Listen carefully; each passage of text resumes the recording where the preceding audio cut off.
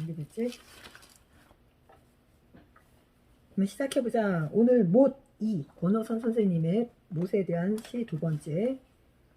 못은 망치한테 대가리를 얻어맞으면 쏙 들어가든지 몸을 꼬부리고 죽어버리든지 둘 중 어느 하나가 되어야 한다. 자, 1년에서는 못이 가지고 있는 한계성에 대해서 얘기하고 있지. 못이라는 사물은 어쨌든 망치를 맞으면 제 역할을 해내면서 안으로 쏙 들어가든지 아니면 허리가 꺾여갖고 쓸모없는 존재가 되든지 둘 중에 하나에 밖에 선택의 여지가 없다라는 얘기지. 그러나 사람은 다르다. 맞으면 오로지 맞서 싸울 뿐이다. 하지만 인간은 그렇지 않다. 단순한 못하고는 다르다. 고난과 역경이 오면 포기하거나 그지? 아니면 그 고난과 역경에 순응하면서 받아들이기보다는 뭐 한다는 거야? 자기의 신념과 의지를 꺾지 않는다라는 얘기겠지. 멋진 시야. 힘이 있는 시지. 원하섭 선생님이 이제 지난주에 읽어봤던 못이라고는 같은 소재지만 다른 의미의 이야기를 쓰고 있지. 그래서 사람은 뭐 해야 된다는 거야?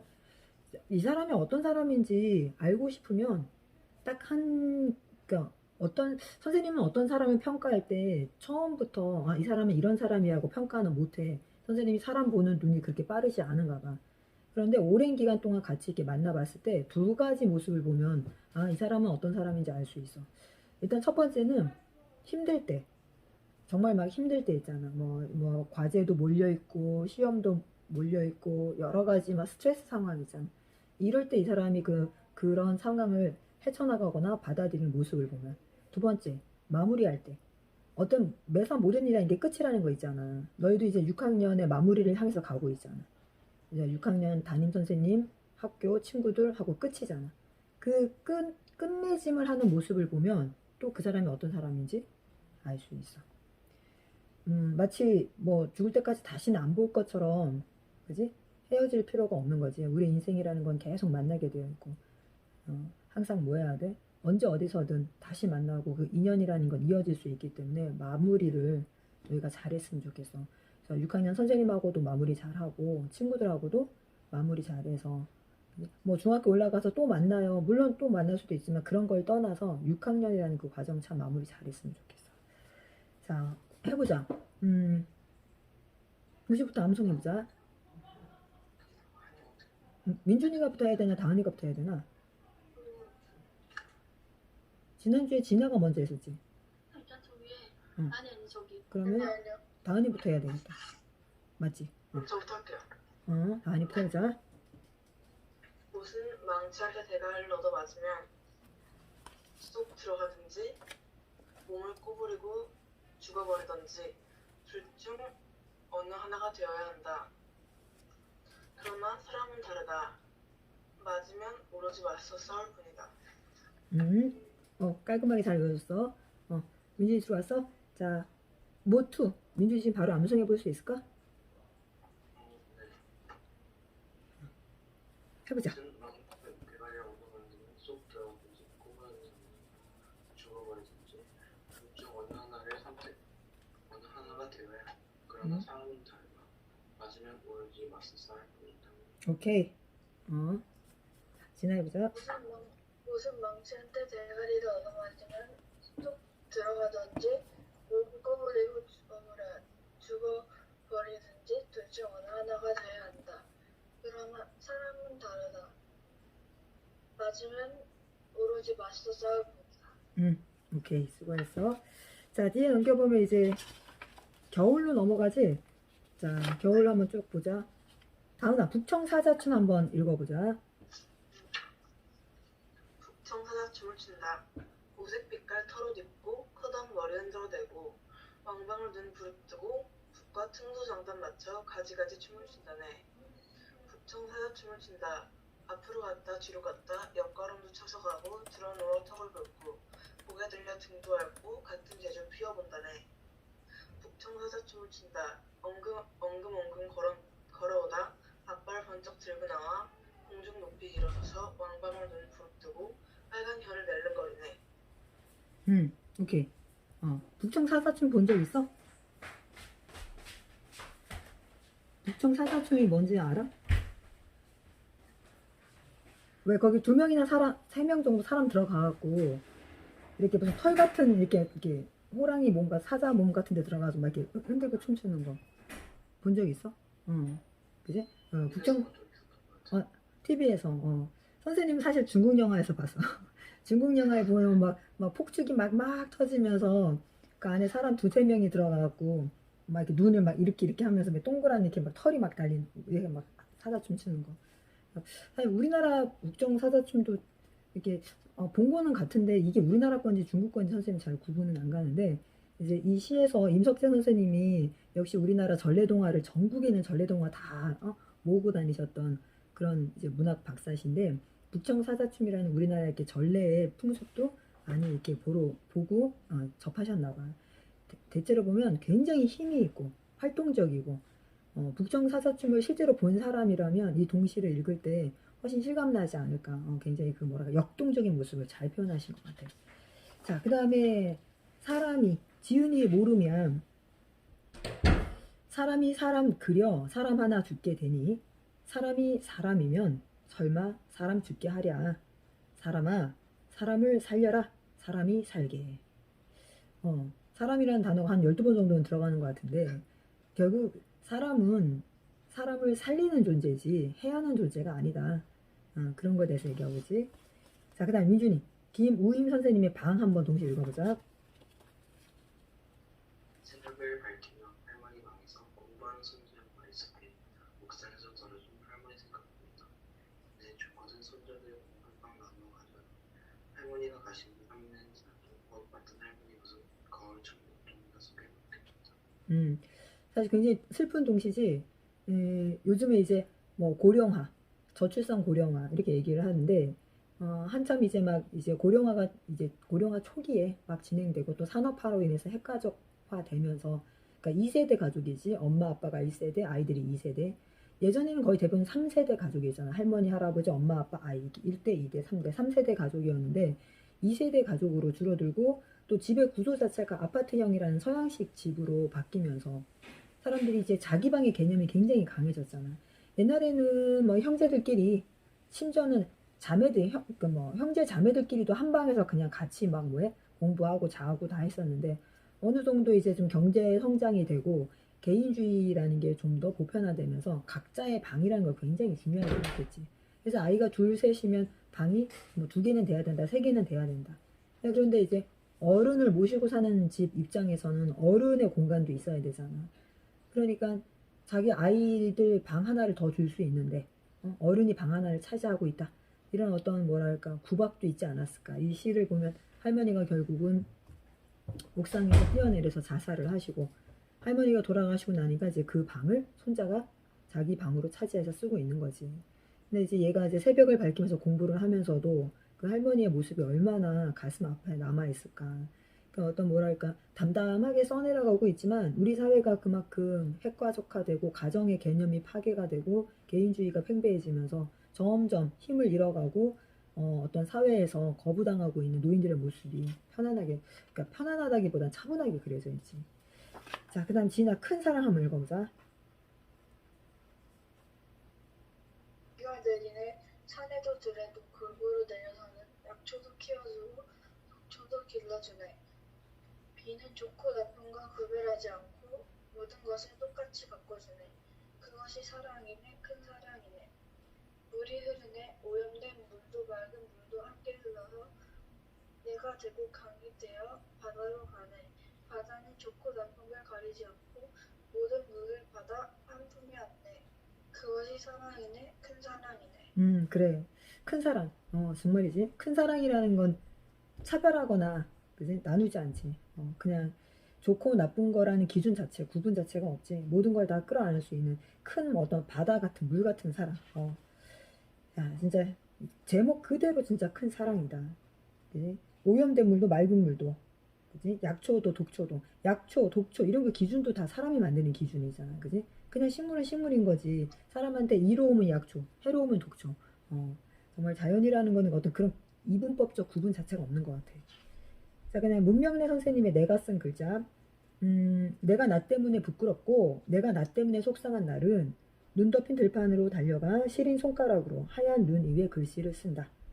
하나님 제가 또 그랬어요. 진짜 이런 날 있지. 차라리 누군가 때문에 뭐 엄마 때문이라든지 친구 때문에 누군가 때문에 속이 상하면 원망이라도 할 수 있어. 그지? 그 상황을 이렇게 뭐라 할까?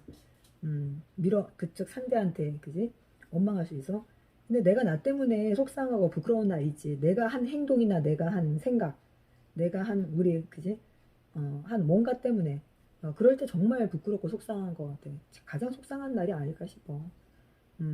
내가 기분이 좀 안 좋다고 안 좋고 좀 다운될 때 있잖아 사람이. 그럴 때 괜히 엄마한테 뭐랄까 같은 말도 더 좀 심하게 하고 속상하게 좀 할 때도 있지. 그럴 때 굉장히 미안하고. 자, 그 다음에 1월 첫째 주에는 하청호 선생님의 사람의 향기라는 작품을 할 거야. 아, 이 동시를 거기다 집어넣어야 되겠다. 사람의 향기. 어려운 건 아니야. 여기서 이것만 생각하면 돼. 사람한테는 그 각자의 향기가 있다라는 거야. 근데 여기서 얘기하는 향기가 정수리 냄새라든지 겨드랑이 냄새 그런 거 얘기하는 거 아니지. 인품을 얘기하는 거야. 그 사람한테만 느껴지는 그 사람만의 어떤 성향, 인품. 사람의 향기. 오케이. 다음 주에 이거 해보자. 그리고 이거 하나 생각해봐. 너희는 어떤 향이 나는 사람이었으면 좋겠어? 민준이는 어때? 민준이는 어떤 향이 나는 사람이었으면 좋겠어? 지금 나는 이런 향이 나는 사람인 것 같아요 할 수도 있고 앞으로 나는 이런 향이 나는 사람이고 싶어요. 민준이는 어떤 향이 나는 사람이고 싶어?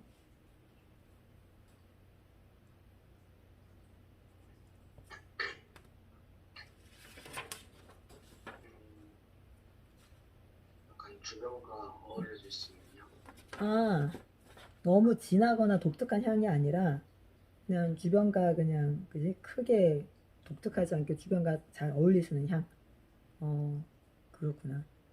무슨 말인지 알 것 같아. 그러니까 민준이는 앞으로 계속 성장하면서도 사람들과 어울리면서 그지? 너무 이렇게 튀지도 않고 그렇다고 처지지도 않고 이렇게 항상 이렇게 어울리면서 같이 사는 그냥 평범한 사람? 평범한 어떤 그런 위치에 있고 싶구나. 다은이는 어떤 향이 나고 싶어? 저는 친근한 향이요. 친근한 향. 네. 편하게 다가갈 수 있고 친근하게 다가갈 수 있고 또 속상한 것도 좀 털어놓을 수 있는 그런 친근한 향. 친근한 향이라 친근한 향. 진아는?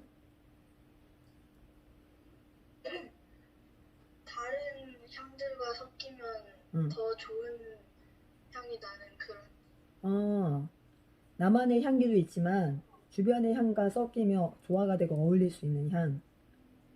그래서 그 다른 향도 더 그지? 아름답게 할 수 있는 향기. 사람의 향기. 지금 선생님 궁금한데 선생님이 이렇게 너희는 어떤 향이 나는 사람이고 싶니? 라고 질문을 하면 이 질문이 이해가 가니 아니면 이렇게 퀘션 마크가 붙어? 뭘 물어보는 거지? 이런 의문이 생기니? 의문이 생기는 것 같진 않아요. 그런 것 같진 않아. 무슨 말인지는 알아듣겠어? 너희는 어떤 향을 풍기는 사람이고 싶니? 했을 때 무슨 소리야? 무슨 향? 뭐 이런 건 아니라는 얘기지. 질문의 의도는 파악이 간다는 얘기지. 오케이. 그럼 하나만 더 물어보자. 네. 진아부터 한번 대답해볼까? 진아는 너 자신을 어떤 사물에 빗댄다면 넌 어떤 사물이고 싶어? 너의 성격, 뭐 활동, 나의 가치관 이런 걸로 봤을 때 나를 사물로 비유한다면 난 이거랑 좀 비슷해요.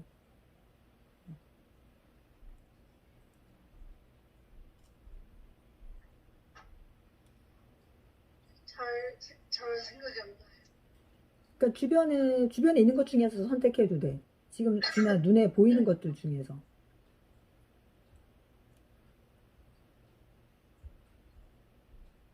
평상시에 그런 거 생각해 본 적이 없어? 나라는 사람이 어떤 이미지를 사물에 빗댄다면 나는 이런 사물과 비슷하겠구나. 아니 이런 사물이고 싶다. 선생님은 이 질문을 생각했을 때 딱 떠오르는 게 지팡이가 떠오르더라고. 그러니까 누군가가 나한테 기대고 의지하고 필요로 할 때 내 온 힘으로 버텨주고 기대어 줄 수 있는 그런 지팡이 같은 존재에서 나를 사물로 비유하자면 지팡이가 아닐까 하는 생각을 해봤거든. 어때? 민준이는 어때? 사물로 표현하자면?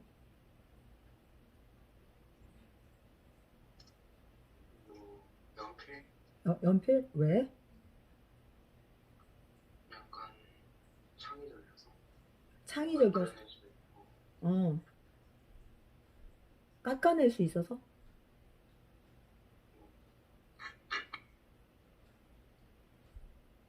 연필이라는 거는 응. 사람마다 다르잖아요. 같은 연필이라는 사람 성격이나 그런 거에 따라 달라진다.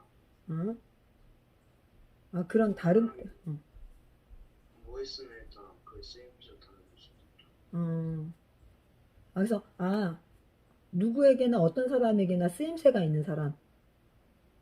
그런 느낌. 그런 느낌. 그래, 나는 연필 같은, 나의 자신 비교하면. 다은이는? 저는 수납함이나 필통, 수납함이나 필통. 왜? 다른 사람을 품어줄 수 있는 사람. 뭔가 품어주고, 네. 품어주고 간직하고 그런 느낌. 진아는 어떻게 생각나는 게 있어? 딱 머릿속에 떠오르는 사물이 있어? 선풍기? 선풍기? 왜? 선풍기는 다른 사람이 응, 덥거나 그래서 힘들 응, 때 응, 이렇게 틀면은 응. 도움이 되잖아요. 누군가를 속 시원하게 해주고, 시원하게 해주고. 그래서 다른 사람이 힘들 때 도움을 줄 수 있는. 오케이. 오케이. 이 질문도 이해는 가니? 이 질문도 뜬금없는 질문이라는 느낌이야? 아니면 좀 어느 정도 이해는 가? 그러니까 여기서 이해 간다는 게 나를 어떤 사물에 빗대어 봄으로써 자기 가치관을 잡아가는 거야. 난 이런 존재가 되고 싶어. 그렇게 해서 뭐 선택을 해야 되는 순간이나 힘든 순간에도 내가 되고 싶은 사물을 생각하면서, 그러니까 여기 꼭 사물을 생각한다는 게 의지를 밝히는 거지, 자기 의지를. 오케이. 도움이 됐어요. 자, 다음 주에는 사람의 향기 하자. 오케이? 자, 백제 암기해보자. 이번 주 백제야. 원조 BC 18, AD 28, 음, 다루, 기루, 게르, 초고, 구수, 사반, 고이, 이팔력, 책계, 분서, 비류, 개, 근초고, 삼치로, 근구수, 침류, 삼파로, 진사, 아신, 전지, 불신, 기유, 사오오, 개로, 사치로, 문주, 삼근, 동성, 무령, 523, 성, 554, 위덕회, 법무, 의자, 용역고. 오케이. 민준이 해보자. 운주 PC 8 AD 8 다루 기루 게루 초고, 초고 구수 사방 고이 이팔육 책계 분서 비류 개 근초고 385 삼치오 군구수 침묵 385 진사 아신 전지 구이신 비유 사오 개로 사치로 문주 상근 동성 무령 위덕회 무령 의성 성오사 위덕회 법무 의자 오케이. 자, 진행해보자. 원조 BC 18, AD 28, 다루, 기루, 게루, 초고, 구수, 사방, 고이, 286, 책계, 분서, 비류, 개, 근초고, 삼치루, 구수, 침류, 385, 진사, 아신, 전지, 구신, 비유, 455, 개로, 사치로, 문주, 상근, 동선, 무령, 523, 성, 554, 위덕회, 법무, 의자, 용국고. 오케이. 수고했어. 다음 주 그러면 신라 나가면 되지? 자, 그러면 일단 문법하고 한국사 이렇게 세 개사 순서대로 진행하자. 문법은 답만 맞추면 이거 끝이지? 지난번에 다 단맞췄죠? 지난번에 그럼 다 끝난 건가? 네. 자, 오케이. 그러면 다 끝난 거니까 중학과정 들어가면서 문법 새로 들어가고. 오케이. 자, 그러면 한국사 보자. 심플 마스터. 212에서 215네. 민준이도 그 왕조사하고 사진 찍어 선생님한테 보냈었나? 아니요, 그거 못 보냈어. 어, 이따 보내줘요.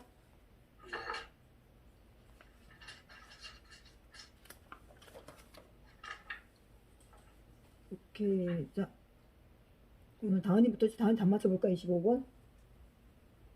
25번에 2번, 음, 26번에 5번, 음, 27번에 2번, 어, 28번에 2번. 오케이. 자, 설명 필요한 번호가 몇 번이야? 설명 필요한 거 있니? 민준이는 괜찮? 다은이 괜찮고? 진아는? 괜찮아요. 괜찮아? 오케이. 그럼 29번 바로 답 맞힐게. 자, 민준이 답 맞춰보자.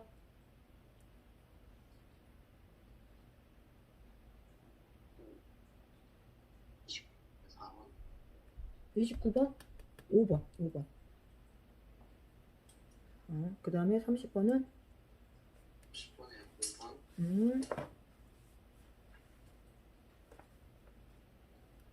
31번, 32번 못 풀었어요.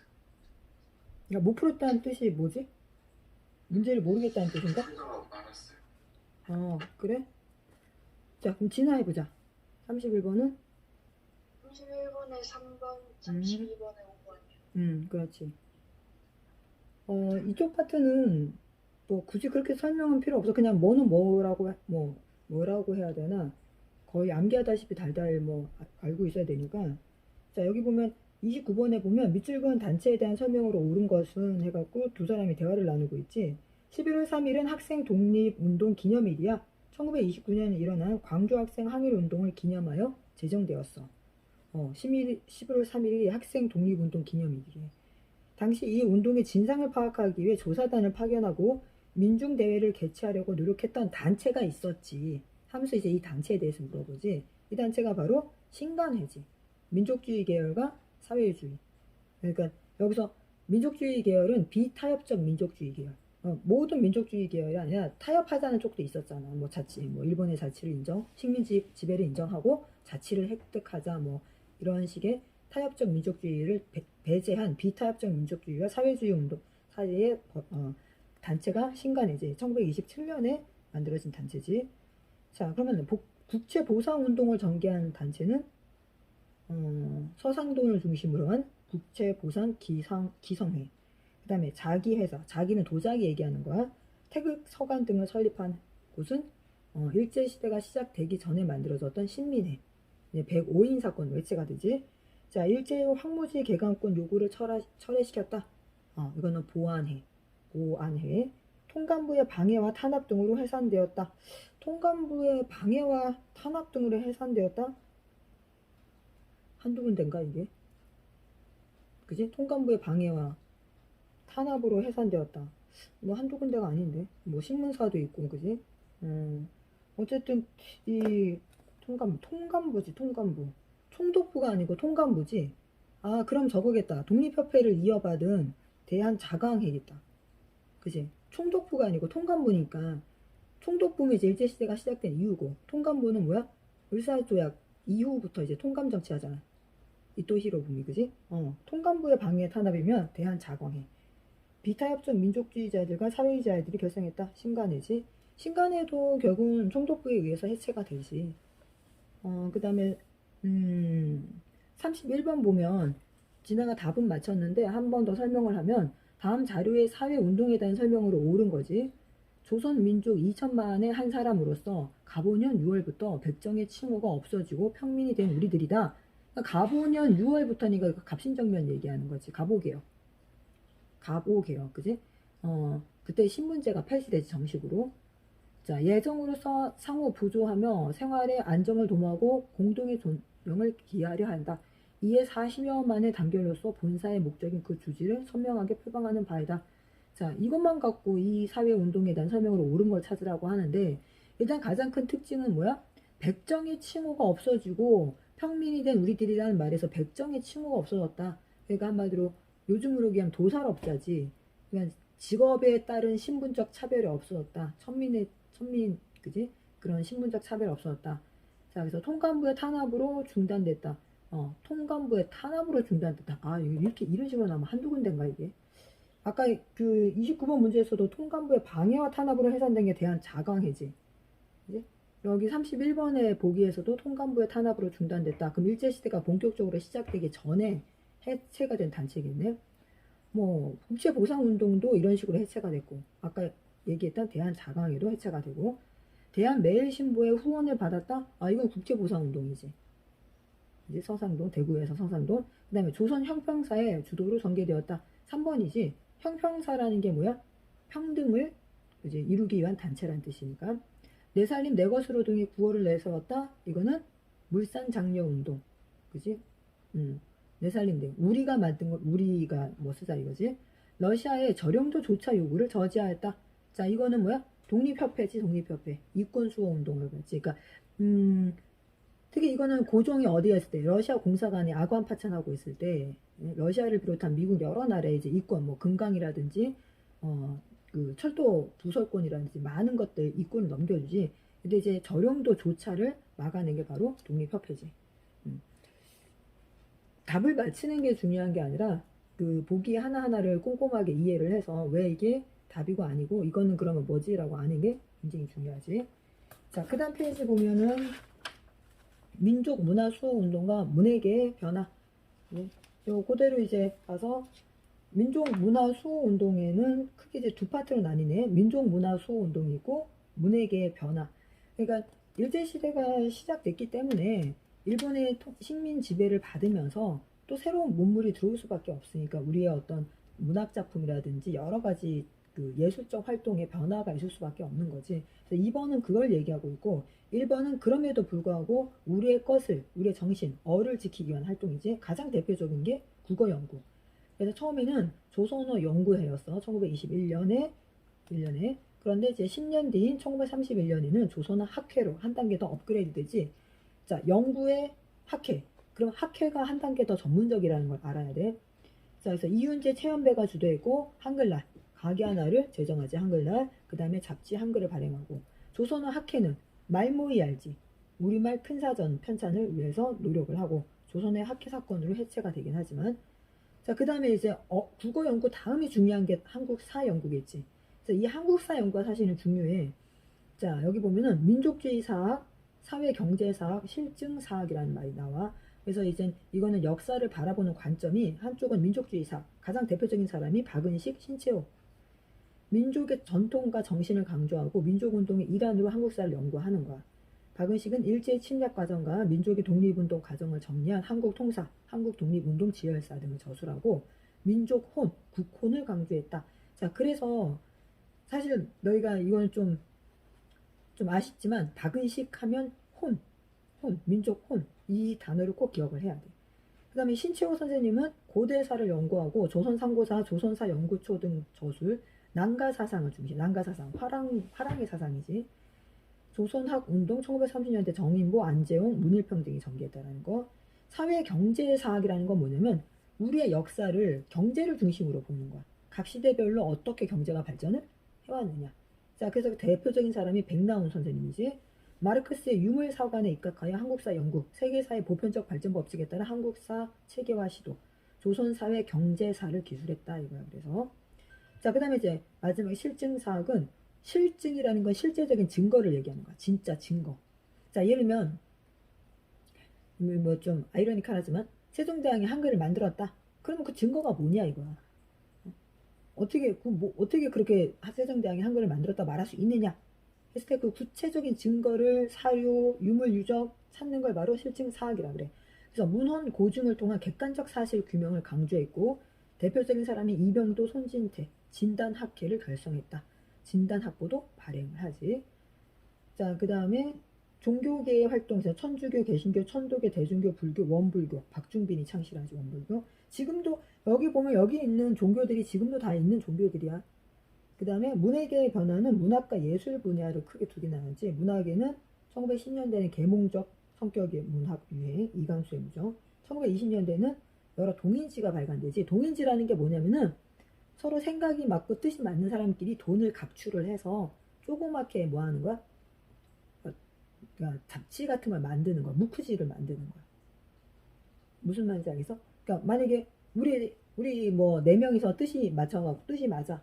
그래서 우리 네 명이서 서로 뭐 하는 거야? 시도 쓰고 소설도 쓰고 이야기도 써서 조그맣게 책을 만들어서 발행을 하는 거야. 잡지처럼 제목도 딱 이제 뭐 하는 거야? 뭐 창조, 폐허 뭐 이런 식으로 이름을 지어서 뭐 장미촌 막 이렇게. 자, 그다음에 신경한파 문학이 등장했다는 건 신경한파 문학은 뭐냐면 사회주의 사상에 입각한 문학이야. 그래서 문학 작품의 소재나 이야기가 막 자본가와 노동자, 뭐 지주와 농민의 갈등이 주 소재고 그런 갈등을 해결하기 위해서 농민이 단합하고 노동자가 단합해서 어떤 공산주의, 사회주의 체제를 형성하는 그런 이야기들이 주로 이루는 게 신경한파 소설이 등장해. 자, 그 다음에 1930년대 이후에는 순수문학, 저항문학, 그 다음에 뭐 대표적이지 윤동주, 이육사. 그다음 예술계에는 음악, 미술, 연극, 영화에서 상당히 많은 것들이 또 발전을 하지. 그래서 음악에는 서양 음악을 바탕으로 민족 정서를 담은 동요, 가곡 등장, 홍남발 봉선화, 아니테 애국가, 코리아 환상곡 등. 그래서 아니테 선생님은 또 요즘 뭐 친일 활동을 많이 했다, 뭐 민족 배반 활동을 했다라고 또 여러 가지 문제가 있지. 자, 뒤에 넘겨보면 이제 1920년대 무장투쟁과 의열투쟁이었고 개념 리뷰가 있는데 이건 안 해도 되고 기출문제 이제 베스트 3 풀어오면 되고 이 두 개 풀어오면 되고 이제 현대사회로 넘어가서 8.15 강복과 통일정부 수립의 노력 이거 다음 주에 하자. 요거까지 가면 또 이제 끝이 나네. 자, 217페이지부터 221까지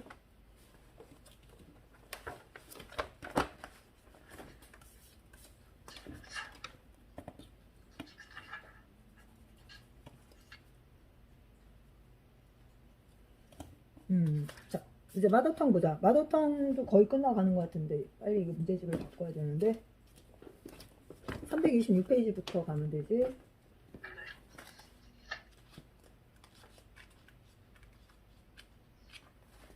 지난 어때? 그 이모네 집은 다 이제 이사 갔어? 네? 이모네 이제 인테리어 다 끝나고 이사 갔어? 끝나서 올라가긴 했는데 응. 아직 짐이 좀 많아요. 그래. 가구도 없어요. 아, 위에 집에 가구도 없어? 지금 커튼밖에 없어요. 커튼이랑 침대 프레임. 신기하다. 신기하지.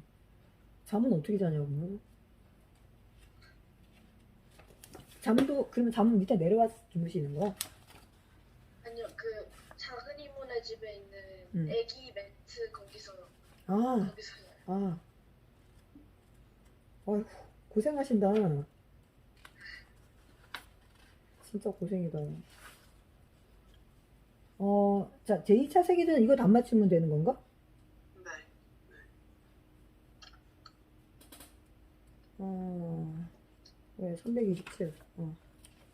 내가 어디로 끼고 지금 이러고 있는 거지? 자, 두 차례 세계대전, 제2차 세계대전, 홀수만 다 푸는 거였지? 네. 1번에 1번, 3번에 3번, 5번에 1번, 7번에 5번, 9번에 4번, 11번에 1번. 오케이. 이제 일단 요거 1차 세계대전 끝나고, 그 다음에 이제 바로 넘어가서 냉전과 탈냉전 들어가면 되지. 1번에 2번, 3번에 3번, 5번에 1번, 7번에 2번, 9번에 1번, 11번에 3번, 13번에 3번. 그러니까 여기까지 온 거지. 이제 그럼 이제 냉전과 탈냉전, 냉전 체제 해체 이 파트 또 들어갈 차례인 것 같은데. 오케이. 읽어보자. 다은이부터 읽으면 되지. 냉전 체제 해체. 냉전 체제의 완화 과정 4가지. 1. 헤르쇼프의 평화 공존 정책. 2. 닉스 독트린 1969년. 3. 닉스의 중국 방문 1972년. 4. 전략 무기 제한 협정 SALT 1972년 체결. 1. 소련 흐르쇼프의 평화 공존 정책, 서독과 국교 회복 1955년, 미국 방문 1959년. 2. 미국 닉스 독트린 1969년 미국의 아시아에 대한 직접적 군사 개입 축소, 경제 원조 중심. 닉스의 중국 방문 1972년 미소의 전략 무기 제한 협정 SALT 체결 1972년 미국의 베트남 철수 1973년 중국과 수교 1979년 3. 양진영의 다국화 중소이념 분쟁 1956년 제3세계의 대두 유고슬라비아의 티토 정권과 프랑스 드골 정권의 독자 노선 유럽 공동체의 출현 서독과 일본의 경제 대국화 소련의 개혁과 개방 1. 고르바초프의 정책 1985년 특징 4가지 1. 페레스트로이카 개혁과 글라스노스트 개방 2.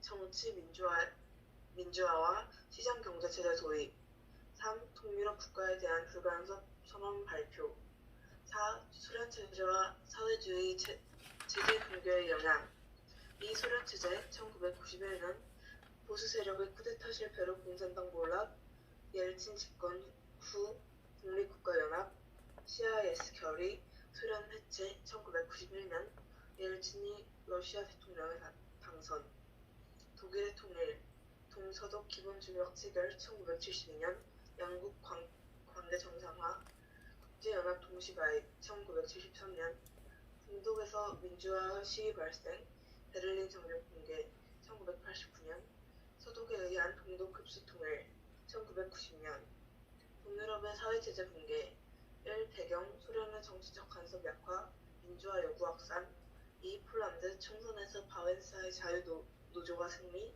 1989년 비공산 정권 수립 3. 헝가리 공산당 일당 독재체제 폐지 다당제와 시장경제 기반의 헝가리 공화국 수립 1989년 4. 루마니아 차우셰스쿠 독재정권 붕괴 1989년 5. 체코슬로바키아 민주화 요구 반정부 시위 전개 1989년 하벨의 시민광장 포럼 중심의 열린 내각 수립 벨벳 혁명 체코와 슬로바키아로 분리 1993년 유고슬라비아 연방 티토 사망 후 분열 조짐 슬로베니아와 크로아티아 독립 1991년 보스니아 헤르체고비나 독립 사실상 연방 해체 1992년 1999년까지 유고슬라비아 내전 지속 일단 여기까지. 여기 이제 전체적으로 보면 연도로 나눠보면 60년대, 그러니까 70년대, 80년대, 90년대라고 생각하면 돼. 70년대, 80년대, 90년대. 그러니까 냉전 체제가 해체가 되면서 데탕트가 이루어지고 해체되는 과정이 1, 2년 사이에 일어난 게 아니라 70년대, 80년대 쌓이고 쌓여서 90년대 이제 딱 그 사회주의 계열이 몰락을 하게 되는 거지. 70년대 가장 대표적인 건 사실은 소련보다는, 그러니까 소련이 먼저 시작은 해. 여기 보면은 1959년에 미국을 방문을 하고 1955년에는 소독과 국교를 다시 회복하는 등의 시작은 소련이 먼저 하지만 전체적으로 60년대 말부터 70년대까지 냉전 체제의 어떤 그 대탕트 시대를 이끌어간 건 미국이라고 봐야 돼. 그래서 대표적인 게 닉슨 도트린이지. 미국과 동맹을 맺은 국가이거나 혹은 미국의 안보와 지역 전체의 안보에 직결되는 국가의 자유를 어떤 핵무장 국가가 위협하는 경우에는 미국이 그 방어에 나선다라는 게 닉슨 독트린이야. 그 밖에 다른 형태의 침략이 있을 경우 미국은 침략을 받은 국가의 요구가 있을 때 그에 적절한 군사적, 경제적 원조를 제공한다야. 그러니까 직접적인 어떤 우방 국가이거나 동맹 국가이거나 안보와 지역 전체의 어떤 안보에 직결될 때는 그쪽에 도와달라는 얘기 안 해도 뭐 한다라는 얘기야? 미국이 개입을 하고 나머지 국가에 대해서는 미국한테 도와달라고 하면 개입을 한다라는 얘기지. 자, 미국의 직접 위협을 받은 국가가 자국의 방어를 위해 인력을 제공할 1차적 책임을 떠맡기는 한다라고 얘기하는 게 닉슨 도트린이야. 이게 1969년에 나왔던 거지. 이러하면서 아시아의 직접적 군사 개입을 줄이기 시작해. 경제 원조 중심으로 바꾸는 거지. 군사적 개입보다는 경제 원조로 돌리는 거야. 그러면서 중국에 방문을 하고 이게 1972년 닉슨 대통령이 중국 방문하지. 이걸 핑퐁 외교라고 하잖아. 탁구라는 그 스포츠를 중심으로 돼서. 그리고 미소 전략 무기협정, 그리고 1973년에 이제 미국이 베트남에서 완전히 철수를 하게 돼. 그러고 난 다음에 미국 없이 베트남의 북베트남과 남베트남이 전쟁을 이어가지. 그래서 결국은 북베트남이 승리를 하면서 베트남이 사회주의 국가가 되는 거야. 자, 그러면 이제 이때가 이제 뭐 언제라고 봐야 돼? 70년대까지야. 이제 80년대부터는 이제 소련이 중심으로 해서 좀 더 대탕들을 확실하게 이끌어가. 그 대표적인 인물이 바로 고르바초프야. 여기 사진 나오지, 고르바초프. 그 이마에 이렇게 점이시지, 점? 점인데 이 점이 꼭 무슨 세계지도처럼 생겨갖고 굉장히 독특한 인물로 기억이 나는데, 고르바초프. 그래서 이분이 주장한 두 가지 정책, 개혁과 개방. 그래서 페레스트로이카와 글라스노스트. 선생님도 기억나. 이 페레스트로이카와 글라스노스트. 이게 왜 이렇게 안 외워지는 거야? 그지? 개혁, 개방 이 말 자체도 조금 안 외워지는데 이걸 또 러시아 말로 페레스트로이카, 글라스노스트. 그래서 선생님 기억에는 왜 이렇게 조그마한 암기 수첩 같은 거 있잖아. 손바닥만한 거. 거기에다가 이거를 적어서 이렇게 들고 다니면서 외웠던 기억이 나. 페레스트로이카와 글라스노스트.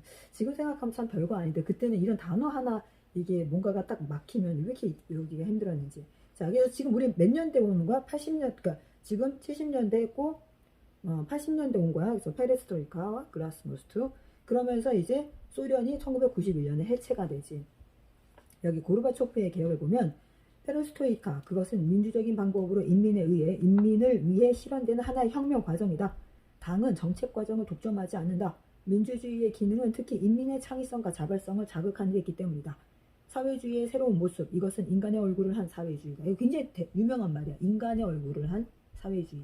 그러니까 숫자나 통계, 이념에 얽매이지 않고 사람답게 살 수 있는 사회주의를 만들자는 거지. 이는 마르크스 사상과 완전히 일치한다. 그래서 고르바초프의 연설이지. 1985년 공산당 서기장으로 선출된 고르바초프는 지나친 권력 집중, 막대한 군사비 지출에 따른 민생 불안 등의 문제를 해결하기 위해 페레스트로이카와 글라스노스트를 내세웠다. 자, 그래서 소련이 해체돼 보수 세력이 이제 쿠데타를 일으켜서 공산당이 몰락하고 옐친이 이제 대통령을 집권을 하지. 그러면서 소련을 1991년에 정식으로 해체해. 그래서 다시 뭐가 된 거야? 오늘날의 러시아가 된 거지. 네? 자, 대통령이 당선되고 그러면서 이제 덩달아 독일도 어떻게 돼? 1990년에 서독에 의한 동독의 흡수 통일이 이루어지고. 그지? 자, 이제 그 다음에 동유럽의 사회주의 체제의 붕괴는 다 90년대 이야기야. 70년대, 80년대, 90년대. 가장 대표적인 나라들이 이제 폴란드, 헝가리, 루마니아, 체코슬로바키아, 유고슬라비아 이렇게 나오지. 사실 안타까운 건 이제 이렇게 해서 사회주의 체제는 붕괴가 됐지만 정치적으로 좀 뭐랄까 안정을 찾지 못하고 여기에서 막 민족 말살 막 전쟁도 벌어지고 내전도 벌어지고 참 안타까운 일이 그 이후에 많이 벌어지지. 자, 뒤에 보면 이제 따로 이제 중국을 따로 떼어서 얘기하고 있어. 중국 한번 읽어보자.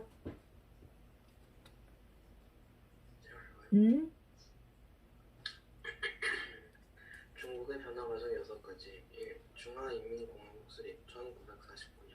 2. 대약진 운동 1950년대 말부터 1960년대 초. 3. 중소일용 분쟁 1956년. 4. 문화대혁명 1966년부터 1976년까지. 5. 덩샤오핑 집권. 6.天安门사건 1989년. 1. 중화인민공화국 수립 1949년. 국공내전 1946년부터 1949년까지. 에서 승려 공산당이 수립. 전쟁에서 패한 국민당은 타이완으로 이동. 토지개혁과 산업의 국유화 시. 2. 대학제운동 1950년대 말부터 1960년대 초. 전개.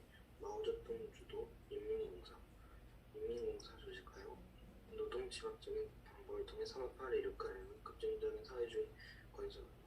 중소이념 분쟁으로 소련의 원조 중단, 자연재해 등으로 경제 위기. 3. 문화대혁명 1960년부터 1970년까지. 배경. 대학제 운동 실패 후 실용주의 세력 대동, 유사지 덩샤오핑 등. 전개. 마오쩌둥이 홍위병을 동원하여 자본주의적 생활양식 타파. 철저한 공산주의 체계 확립 추구. 실용주의 세력 축출, 전통 문화 배경. 예술가와 지식인 탄압. 4. 덩샤오핑 집권. 마오쩌둥 사후 권력 장악, 실용주의 정책 추진. 4개 분야 농업, 공업, 국방, 과학기술, 해서 현대화 추진, 미국화 수교, 자본주의적 시장 경제 체제 일본 도입. 동안부 해안 지역 경제 개발구 설치, 외국 자본 및 기술 도입. 5. 태난 1989년 지식인 학생 중심으로 태안문 광장에서 부정부패 금지와 정치적 자유를 요구하며 시위. 중국 정부의 무력자. 6. 홍콩과 마카오. 홍콩은 1997년 영국으로부터, 마카오는 1999년 포르투갈로부터 반환돼.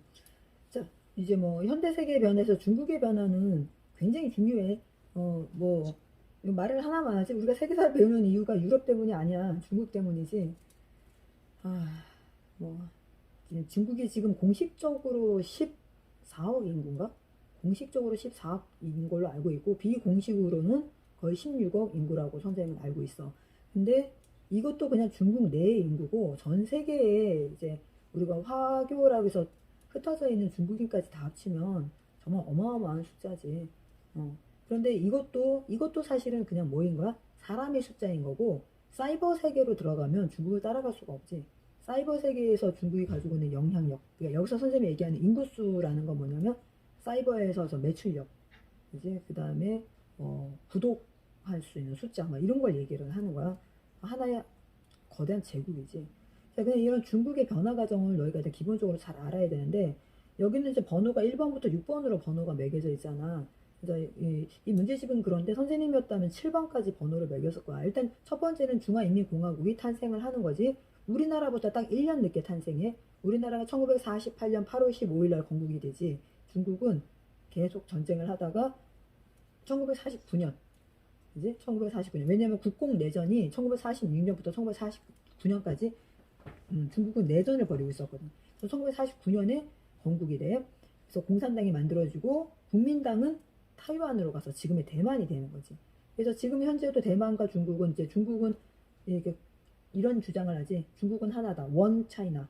그래서 대만을 분리된 국가로 인정하지 않고 대만은 또 반대로 중국과 대만은 완전 별개다라고 얘기를 하고 있는 거고. 자, 그리고 그 다음에 이제 중요한 게 뭐야? 건국되자마자 무슨 운동이 벌어져? 대약진 운동이야. 자, 건국되자마자 그 다음에야 바로 이어지는 거야. 왜냐면 이제 마오쩌둥이 주도해. 모태동 마오쩌둥이 주도하면서 노동 집약적 방법을 통해 산업화를 이루려는 급진적인 사회주의 건설 운동이야. 막 새벽에 일어나서 막 농사짓고 막 산업화하고 막 하는 거야. 자, 그런데 실질적으로는 어떻게 돼? 성과가 없어서 기술이 너무 부족했기 때문에. 그래갖고 자연재해뿐만 아니라 기술 부족으로 인해서 기아로 사망하는 사람의 숫자가 무지무지하게 많고 너무나 이 경제 실패를 한 거야. 1950년대부터 60년대까지 약 10년 동안. 그래서 이제 나온 게 바로 뭐야? 실용주의 세력이야. 이게 중요해. 실용주의 세력. 그래서 지금 대약진 운동 다음에 문화혁명이라고 번호가 붙었는데 사실은 3번이 뭐여야 돼? 실용주의 세력 대두가 3번이어야 돼. 무슨 말인지 알겠어? 이거 꼭 기억을 해야 된다는 거야. 대약진 운동이 실패한 후에 대표적인 사람이 누구라는 얘기야? 덩샤오핑. 이 사람 중요하지. 류샤오치도 중요하지만 덩샤오핑 그 이후에 굉장히 중요하지. 그래서 먹고 사는 게 중요하지. 지금 대약진 운동으로 기아가 너무 심각하니까 약간 사회 자본주의적 요소를 갖고 들어온 거야. 자, 근데 모택동이 어떻게 해서 중국을 공산주의 국가로 만든 거야? 정말 대장정까지 해가면서 상상을 초월하는 고통을 견디면서 중국을 사회주의 국가로 만든 거잖아. 그런데 덩샤오핑에 의해서 실용주의 세력이 대두가 되면서 사회주의의 어떤 색깔이 뭐라고 해야 되나? 얕아진 거야. 그래서 모택동이 실시한 게 바로 뭐야? 문화 대혁명을 실시해. 1966년부터 1976년까지 딱 10년. 자, 10년이야. 외우기 쉬워. 대약진 운동도 10년. 그지? 문화 대혁명도 10년. 대약진 운동은 1950년부터 60년대 초까지. 이제 문화혁명은 66년부터 76년까지. 그러면 덩샤오핑과 류샤오치가 실용주의 세력을 대두해서 약간 중국을 자본주의 요소를 가미시킨 건 불과 몇 년밖에 안 되는 거야? 길어야 6년, 짧으면 5년이야. 그치? 자, 그래서 문화대혁명이 이제 홍위병이라고 해서 딱 너희 나이대 아이들이 팔에다가 붉은색 완장을 차는 거야. 그래갖고 조금이라도 사회주의와 거리가 먼 거는 다 어떻게 파괴하고 불태우고 그 다음에 뭐야? 공개 재판하고 심지어는 사형도 하고 하는 그런 어떤 혼란의 시기가 이루어져. 그래서 공자 사당이지. 공자를 모시고 왜 제사 지내고 하는 공자 사당. 그런 거 전국에 있는 공자 사당은 다 불태우고 유교 서적 같은 것도 굉장히 많이 불태워. 그리고 지식인 학자를 상당히 많이 사형시키고. 그래서 한동안은 중국에서 유교를 공부하겠다. 중국의 유학을 되살리겠다 그럼 중국 내에서는 공부할 수가 없어. 자료나 그게 다 파괴가 돼서 어디로 와야 돼? 우리나라로 와야 돼. 그래서 중국의 많은 유학자들이 유교를 공부하려는 학자들이 우리나라에 와서 자료를 찾아가고 우리나라로 공부를 했었지. 그 다음에 이제 모태통이 사망하고 난 다음 마오쩌둥이 사망 후에는 다시 어떻게 덩샤오핑이 실권을 잡지. 그러면서 이제 수롱주의 정책을 해. 그래서 덩샤오핑이 한 유명한 말이 있지. 검은 고양이든 흰 고양이든 쥐만 잘 잡으면 된다. 그러니까 사상 이념이 중요한 게 아니라 그지? 인민들이 뭐 할 수 있는 거 잘 먹고 잘 사는 게 중요하다. 자, 흑묘, 백묘 이야기를 하지. 자, 그래서 오늘날의 중국의 그 경제적인 큰 혜택이 지금 생긴 거예요. 그래서 사실은 중국이라는 나라는 굉장히 특이하고 신기한 나라야. 우리가 생각하는 거하고 굉장히 좀 다르지. 기업도 중국은 이게 국유 기업이라 그래서 개인의 기업이라고 보기가 굉장히 힘들어. 국가 소유의 기업이지. 그래서 지금도 중국은 뭐 어떻게 설명을 해야 될까? 만약에 성이라 그러잖아. 중국은 성. 그지? 북경. 그지? 뭐 상하이. 뭐 이런 식으로 거기를 성이라고 부르는데 성과 성을 자유롭게 이동할 수가 없어. 그러니까 여기서 이동이라는 게 뭐냐면 내가 내가 다른 지역 사람인데 북경에서 가서 살고 싶어? 그렇게 거주 이전의 자유가 없어. 그리고 월급도 굉장히 다르고 사용하는 말도 다르고 물론 이제 지금 현재 중국인들 중에 40세 이하의 사람들은 중국 표준어를 사용을 하기 때문에 큰 문제가 없지만 50세 이상의 사람들은 중국의 언어만 해도 그러니까 표준 언어만 해도 크게 4개의 분류로 나눠서 서로 대화도 잘 안 된다고 그러더라고. 그리고 홍콩과 마카오 인민공사. 오케이. 자, 그러면 현대 세계 이것도 역시 홀수 프로그램이 되겠다, 그지? 네. 자, 그 다음에 탈냉전 시대의 세계 질서를 발표할 읽어보자. 이거 하면 다 끝나는데? 읽어보자. 346페이지. 만호 세계 경제 제표 1. 경제 세계화의 과정 4가지 1. 국제통화기금 IMF 1985년 설립 2. 관세 및 무역에 관한 일반 협정 GATT 1947년 체결 3. 신자유주의 대두 4. 세계무역기구 WTO 1995년 창설 자유무역 체제 강화 브레턴우즈 회의 1944년으로 달러를 국제 주거래 통화로 지정 국제부흥개발은행 IBRD 1945년 국제통화기금 IMF 1945년 설립 관세 및 무역에 관한 일반 협정 GATT 1947년 체결 가트라고 하죠.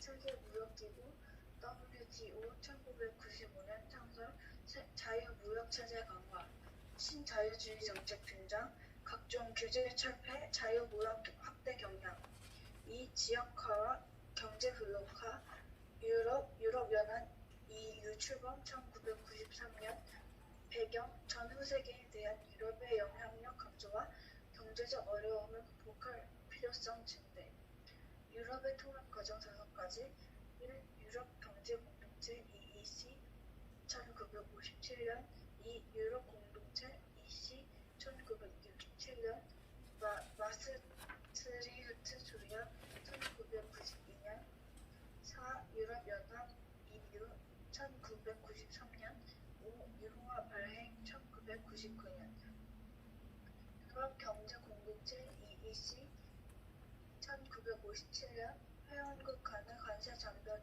철폐 자유무역 유럽 공동체 EC 1967년 유럽의 경제 총합 성공 유럽연합 EU 1993년 마스트리흐트 조약 1992년으로 탄생 유로화 발행 1999년 동남아시아 국가연합 ASEAN 1997년 아시아 태평양 경제협력체 APEC 1939년 1989년 아세안 자유무역 지대 AFTA 2003년 출범 아메리카 북미 ECA 1994년 출범, 아프리카 연합 AU, 세계 각지 분쟁, 민족, 종교, 인종, 영토 등을 원인으로 다양한 분쟁 발생, 팔레스타인 분쟁, 카슈미르 분쟁, 유고슬라비아 내전, 루안다 내전 등, 국지전과 테러의 발생, 아프가니스탄 내전, 이란, 이라크 전쟁, 걸프 전쟁, 9.11 테러 등. 자, 이제는 이제 탈냉전 시대야. 이제는 뭐 더 이상 이념이 중요한 게 아니라 뭐가 중요해? 서로의 어떤 경제적 이익이 중요해. 자, 그러다 보니까 재미있는 건 블록화되어 있어. 블록화되어 있다는 게 뭘까? 담을 쌓는다는 거. 우리끼리. 그러니까 쪼개져 있는 나라로는 경쟁하기가 힘드니까 서로 뭐 하는 거야? 힘을 확 합쳐버리는 거야. 마치 저거 하는 것처럼 왜 자동차 세대가 다다닥 합쳐져갖고 한 대로 막 커다랗게 만들어지는 것처럼. 네? 자, 그렇게 되는 이제 배경이, 가장 대표적인 배경이 이제 이게 세계사라든지 역사가 어려운 거는 거기 안에 뭐가 들어있어? 지리, 정치, 경제, 법, 그지, 문화 이런 게 다 들어있어서 사실은 역사라는 게 어려운 거잖아. 이 현대 세계사가 문제가 많이 나오지는 않아. 이게 현대 세계사가 왜 문제가 많이 안 나오냐면 이 파트는 경제 파트로 따로 떨어져 나가. 무슨 말인지 알겠어? 경제, 그지? 법, 지리 파트로 다 떨어져 나가. 그래서 세계사에서는 그냥 기본적인 것만 알고 있습니다. 어차피 경제 파트에 들어가면 너희가 브레턴 우즈 회의라든지 긴축 통화라든지 뭐 금 본위제에서 왜 달러 본위제로 바뀌었는지 이런 거에 대해서 굉장히 아주 깊이 있게 공부를 하게 돼. 세계사에서는 그냥 역사적으로 이런 일이 있었다 정도만 알면 돼. 가장 대표적인 것은 브레턴 우즈 회의인데 원래는 금이 모든 돈의 기본 기준선이 되잖아. 근데 그게 뭐가 돼? 달러를 국제 주거래 통화로 바꿔. 그러니까 미국이 강대국이라는 얘기야, 쉽게 해서. 미국 돈이 전 세계 기준 돈이 되는 거야. 그래서 기축 통화로 달러가 지정이 되고 국제부흥개발은행 IBRD가 창설이 되지.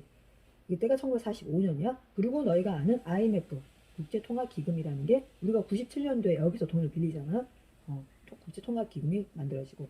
그래서 관세 및 무역에 관한 일반 협정 가트가 1947년에 체결돼. 자, 근데 재미있는 거는 관세 및 무역에 관한 일반 협정이 뭐냐? 나라와 나라 사이에 무역을 할 때 관세를 높이자는 게 아니라 뭐 하자는 거야? 낮추자는 거야. 그리고 장벽을 없애자는 거야. 근데 재미있는 건 가트에서는 이 약속을 지키지 않았을 때 제재 수단이 없어. 그리고 왜잖아. 이렇게 뭔가 이렇게 무역을 할 때, 거래를 할 때 이럴 경우에는 이런다 하는 이렇게 예외 조항이지. 예외 조항. 가트에는 예외 조항이 많아. 그러니까 내가 가트에 1947년에 사인을 했다 그래도 관세 및 무역에 관한 일반 협정에 사인을 했어도 그렇게 제재를 받지 않아. 왜 그런지 이유를 알겠어? 내가 약속을 안 지켜도 관세를 높여서 우리 자국의 산업을 보호하고 상대 물건을 수입을 안 해도 제재할 방법이 없고, 또 예외 조항이 많으니까 나 이러이러한 이유 때문에 나 이거 못 지키는 거야 하고 예외 조항을 제시하면 뭐해? 법적으로 틀릴 게 없는 거야. 그러니까 가트는 많은 나라들이 가입을 했지만 관세 및 무역에 있어서는 실질적으로 큰 힘을 발휘하지 못해. 여기까지는 이해가 가? 자, 그러면서 이제 중요한 건 이제 소련이 해체된 이후부터 유럽이 뭉치기 시작해서 유럽이라는 커다란 덩어리가 생겨. 유럽 EU라는 게 출범을 하지, 1994년. 그래서 전후 세계에 대한 유럽의 영향력 감소, 경제적 어려움을 극복할 필요성이 증대가 되자 EU가 딱 형성이 되니까 유럽의 힘이 굉장히 세져. 그래서 너희가 은행에 가면 이렇게 환전하는 게 표시 있잖아. 미국 달러보다 센 게 뭐야? EU야, EU. 유럽 돈. 그래서 유럽으로 여행 갈 때 EU로 환전하는 게 낫냐, 달러로 환전하는 게 낫냐, 막 예전에는 당연히 달러로 환전해 가는 게 낫었어. 근데 요즘 EU가 넘나? 세지. 그래서 유럽 통합 과정 5가지는 그냥 뭐 상식적으로 알면 될 것 같은데, 일단 먼저 경제 공동체 EC, 유럽 공동체 EC, 그 다음에 마스트리히트 조약해갖고 1992년에 맺지. 그리고 유럽 연합, 너희가 아는 EU가 1993년에 창설되는 거야. 그리고 공동으로 사용하는 유로화가 언제 발행이 돼? 1999년. 자, 그러면 이제 뭐야? 마스트리히트 조약과 유럽 연합을 잠깐 보면은 내부 국경이 없는 단일 영역의 구축이야. 그러니까 유럽 내에서는 국경이 없이 그냥 마음대로 막 뭐 할 수 있는 거야? 이동이 가능한 거야. 사회 경제적 단합의 강화, 궁극적으로 단일 통화를 보유하는 경제 및 통화 연합의 수립 등을 통해서 본 조약의 조항들이 합치되는 균형 있고 지속적인 사회 경제 발전을 촉진한다. 공동 방위 정책을 포함 외교 및 안보 분야의 공동 보조를 통해서 국제사회에서 유럽의 정체성을 확립한다. 이게 바로 마스트리히트 조약이야. 이 조약의 바탕으로 인해서 뭐가 나온 거야? 유로화가 발행이 돼. 자, 이해가 가? 자, 그럼 유럽이 이렇게 뭉치니까 다른 지역도 가만히 있을 수는 없지. 가만히 있다가는 어떻게 돼? 그 거대한 어떤 블록하고 싸워야 되잖아. 그래서 제일 먼저 이제 합쳐진 게 바로 아시아야, 아시아. 여기 보지. 유럽 연합 밑에 아시아 나오지. 이 문제집이 이거를 좀 칸을 좀 진하게 해줬으면 좋았을 거야. 자, 아시아. 동남아시아 국가연합 아센이라고 그러지. 1967년. 그 다음에 아시아 태평양 경제연합 경제협력체 에이펙이라고 있는 거야. 아센, 에이펙, 1989년. 그 다음에 아세안 자유무역지대, 에프타. 뭐 이렇게 표현하지. 2003년에 출범이 돼. 그러니까 너희가 경영을 하거나 경제를 하거나 정치를 한다 또는 어쨌든 기업의 어떤 그 아시아 지역 진출 기업과 관련된 일을 한다. 그럼 이건 다 너희가 뭐 해야 돼? 빠삭하게 알고 있어야 돼. 아센, 에이펙, 아프타 다 알고 있어야 돼. 그 다음에 아메리카 지역에서는 북미 자유무역협정 나프타가 형성이 되지. 1994년. 자, 그리고 아프리카는 아프리카 연합 AU가 탄생이 되고. 자, 그래서 이 지도를 잘 너희가 보면 돼. 이 지도를 그냥 머릿속에 그냥 박아 넣어야 돼. 자, 일단은 미국 쪽 보면 오른쪽 메뉴에 미국의 북미 자유무역협정이 뭐야? 나프타. 미국, 캐나다, 멕시코는 서로 뭐 한다? 국경 없이 뭐야? 자유롭게 관세 없이 물건을 사고 판다는 얘기야. 자, 그 다음에 밑에는 뭐가 있어? 라틴 아메리카 통합연합이야. 그지? 이해가? RD, 브라질, 멕시코, 아르헨티나 등이 들어가 있고, 그 다음에 태평양을 중심으로 뭐가 있는 거야? 아시아 태평양 경제협력체 에이펙이 들어가 있는데, 재밌는 건 여기에 미국이 들어가 있다라는 얘기야. 한국, 일본, 중국, 타이완, 싱가포르, 인도네시아, 그지? 여기 미국, 캐나다, 멕시코, 호주가 다 들어가 있어. 태평양을 중심으로 동그랗게 있는 나라들은 거의 다 뭐하고 있다는 얘기야? 들어가 있다고 봐야 돼. 그지? 에이펙. 그 다음에 이제 뭐가 있어? 여기 동남아시아 국가연합이 따로 떨어져 있지. 아센. 말레이시아, 인도네시아, 필리핀, 싱가포르, 타이. 그리고 유럽에는 뭐가 있다? EU가 1993년부터 형성됐다. 오케이? 자, 그 다음에 세계 각지의 이제 분쟁은 지금까지 이어지고 있는 거니까. 그 다음에 21세기의 세계 한번 다시 읽어봐. 이거 마지막에 이제 읽어보자. 다음 읽으면 되지? 세계화의 배경, 교통통신수단의 발달, 인간, 물자, 정보의 이동이 자유로워짐, 지구촌 형성, 세계화의 전개, 1. 자유무역의 확산, 관세 및 무역에 관한 일반 협정, GATT, 가트. 체결, 1947년 무역기구 WTO 출범, 1995년 상품 서비스 자본의 이동이 활발해짐, 2. 신자유주의의 제도, 1970년대 후반 이후, 영국 대처주의, 미국 레이거노믹스, 자유시장과 규제 완화를 강조. 계속 읽어요? 일단 이거 하나만 설명하자. 아까 선생님이 가트 체제는 관세와 무역에 대한 협정인데 제재할 방법이 없었고 그 다음에 이제 여러 가지 이제 그 조건이 있어갖고 안 지켜도 뭐 할 말이 없다 그랬잖아. 그런데 이게 그래서 그런 문제가 발생해서 만들어진 게 WTO야. 그래서 세계 무역 기구는 제재도 확실하고 예외 조항이 거의 없어. 그러니까 누구나 WTO에 가입하면 뭐 해야 돼? 관세를 낮추고. 그러니까 우리나라 같은 경우는 쌀 수입을 할 필요가 없는 나라잖아. 그런데 해야 돼. 그래서 미국 쌀을 의무적으로 뭐 해줘야 돼? 사야 돼. WTO에 의해서. 예외적으로 우리나라는 쌀이 많이 생산되니까 안 살게 예외가 조항이 적용이 안 돼. 그래서 미국 쌀을 사게 되는 거지. 그리고 지금 여기서 보면 상품 서비스 자본의 이동이 활발하기 때문에 그래서 오늘날의 기업은 뭐야? 다국적 기업이라고 표현을 하지. 우리가 삼성을 우리나라 기업이라고 얘기하는데 그렇게 생각하면 착각이지. 시작은 대한민국에서 했는지 모르지만 지금 현재 삼성은 뭐야? 다국적 기업이지. 오케이. 자, 그다음 20세기의 과학기술 한번 읽어보자. 제가 계속 읽으면 되죠? 나눠서 읽자. 민준이가 읽으면 될 것 같은데. 20세기 과학기술혁명. 1. 상대성 이론과 양자 역학의 등장. 원자력 이론, 우주개발 등 핵무기 방사능 유출, 폐기물 처리 문제. 2. 유전공학의 발전, 장기인식과 식량 증산의 기여, 생명윤리 논란. 3. 정보통신기술의 발달, 컴퓨터 발달, 인터넷과 휴대전화 회복, 개인정보 유출 등 사생활 침해 문제.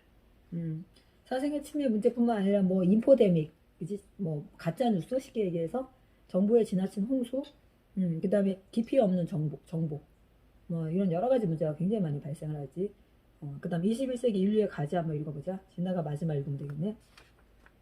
현대사회 인류의 과제 1. 민족 갈등 이스라엘과 팔레스타인 분쟁, 중동 전쟁 발발, 팔레스타인 해방 기후 피해 5.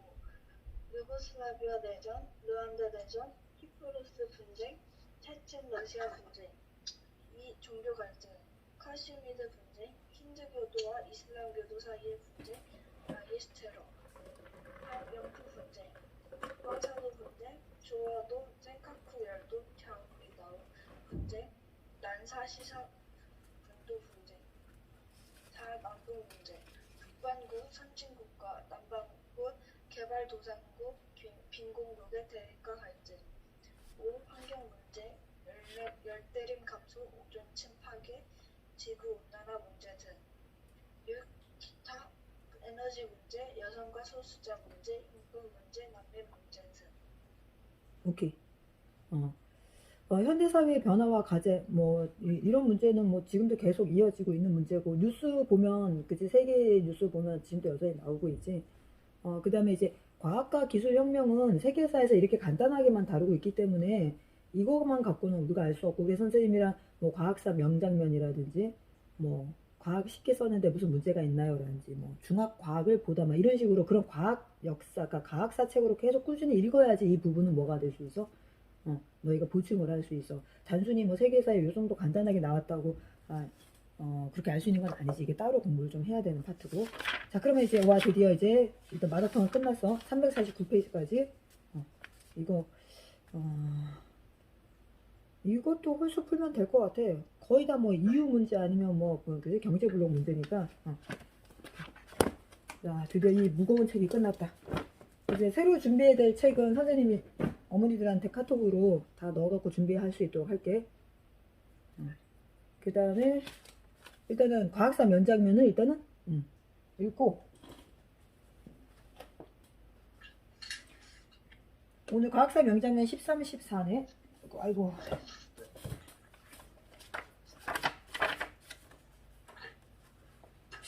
합의. 피가 온몸을 돌고 돈다. 피가 온몸을 돌고 돈다. 그러니까 생물학이지. 141조.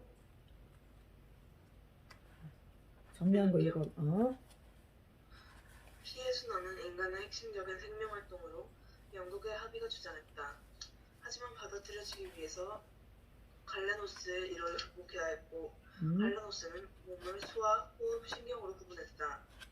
1543년 이탈리아 해부학자 베살리우스가 해부학적 사실을 통해 갈레노스를 지적했다.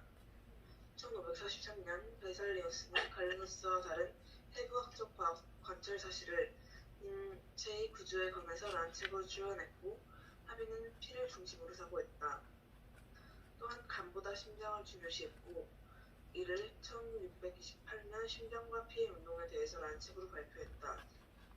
그리고 합의는 등속 원운동이 우주를 닮은 인체에서도 중요한 운동이라고 보았다.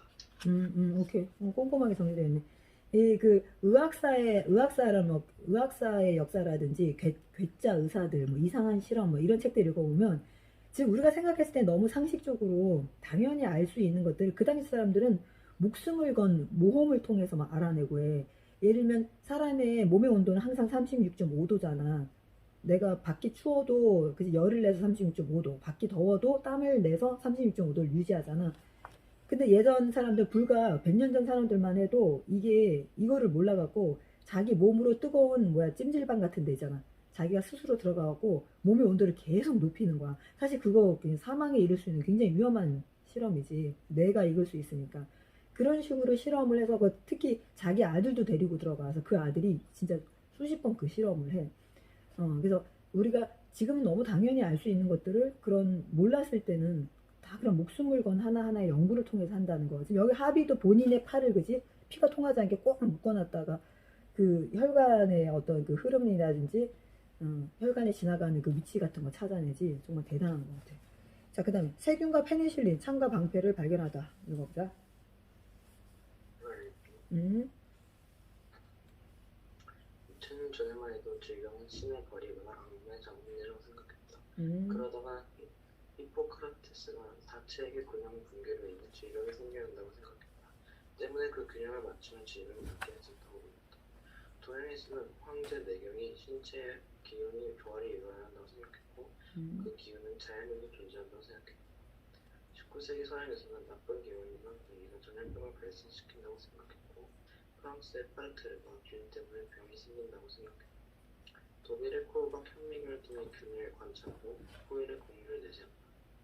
이런 화레테와 코일을 병에 관한 과제가 하나 해결됐다. 때문에 이들은 모두 노벨상을 받았다까지 썼어요. 오케이. 잘했어. 이거 재미있지. 코흐의 공리. 이거 지금도 유지되는 거야. 미생물은 어떤 질환을 앓고 있는 모든 생물체에서 다량 검출돼야 된다. 그러니까 우리가 코로나 걸린 사람은 똑같은 뭐가 나와야 된다는 거야. 바이러스가 나와야 된다는 얘기지. 그리고 미생물은 어떤 병을 앓고 있는 모든 생물체에게서 순수 분리되어야 하며 단독 배양돼야 돼. 그 코로나 바이러스만 분리돼서 얘만 따로 뭐가 돼야 돼? 배양. 그러니까 인체 밖에서 키울 수 있어야 된다는 거지. 뿐만 아니라 배양된 미생물은 건강하고 감염될 수 있도록 생물체에게 접종되었을 때 그 질환을 일으켜야 된다. 그래서 그 배양된 걸 다른 생물체에 집어넣었을 때 이게 다시 뭐야 돼? 활성화가 돼야 된다는 거지. 그래서 전 세계 많은 연구팀이 이거를 못했는데 우리나라 연구팀에서 최초로 배양을 시켜갖고 다른 생물체에 집어넣어서 키웠지. 그게 너구리인가 그럴 거야. 그러니까 많은 이제 그 코로나 바이러스를 일단 사람 몸에서 꺼냈잖아. 그지? 그래서 배양을 했어. 배양을 한 그거를 다른 생물체에 집어넣어서 그 생물체 안에서 얘네가 뭐 해야 돼? 다시? 막 이렇게 분할을 해야 돼. 근데 그걸 맞는 거를 이제 못 찾아갖고 막 이 동물에도 해보고 저 동물 원숭이부터 시작해서 많은 동물을 해봤는데 세계 최초로 우리나라 박사가 너구리에다가 해갖고 성공을 시키지. 그리고 그래서 이제 많은 나라 사람들이 우리나라 박사 덕분에 빨리 시간을 단축할 수 있었던 거지. 배양된 미생물이 접종된 생물체에게서 분리되어야 또 거기서 또 분리돼서 똑같이 앞에 걸 동일하게 반복을 해야지 되는 거지. 코우의 공리. 참 재밌는 것 같아. 자, 진아도 이 파트 한번 읽어보자. 여기 병이요. 코우의 공리. 창과 방패를 발견하다. 셀빈과 페르시비. 예전에 병을 신이 고쳐준다고 믿었고 황제 내경이라는 책 이 병을 자연 비자연을 구분했다. 19세기에 산업혁명으로 전염병이 돌았고 파스텔르가 세균이 병을 옮기는 걸 알아냈다. 플레밍 체인 플루이가 페니실린을 발견했고 페니실린은 푸른 곰팡이에서 발견됐다. 오케이 잘했어. 자, 다음 주에 그럼 이것도 2개씩 나가면 되지. 2개씩 2번 나가면 이 책도 끝나는 거야. 자, 다음 주에는 진화론 그리고 15, 16을 같이 읽어야 돼. 진화론에서 또 어디까지 쫙 가는 거야? 유전자까지 가면 연결이 쫙 되는 거지. 15, 16.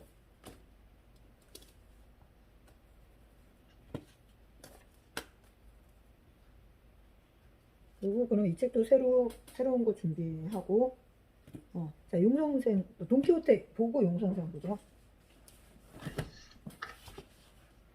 돈키호테가 1부, 2부, 3부 4부에 28에서 32지.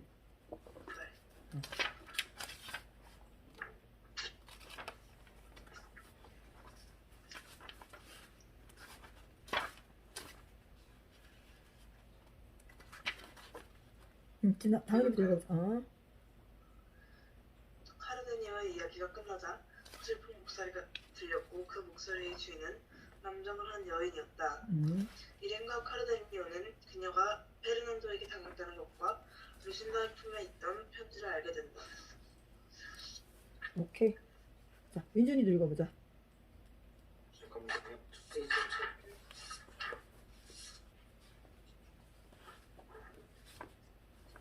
페이지 28페이지 28챕터 끝이 몇 페이지야? 421페이지요. 421이야.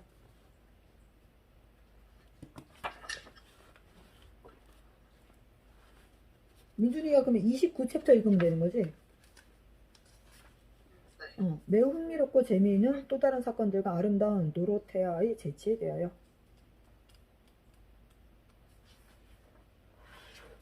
그 끝이 몇 페이지야? 439페이지요. 439.